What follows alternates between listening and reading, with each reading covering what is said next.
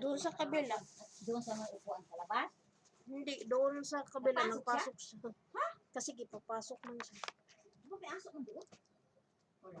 May aso pero nagkapasok pa rin siya. Ang gawin ko sa pasok. Ito pa kami sa pinag-istilahan. Masyado. Pasok ka dito, wala aso. Tapos napasok din sana siya doon kay Masyon ko. Pasok din doon. Hindi niya man alam.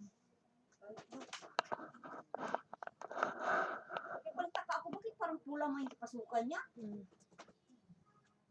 Kasi kita ko na umaga, wala, kay Masyon pala talaga yung pasukan niya, kay pula.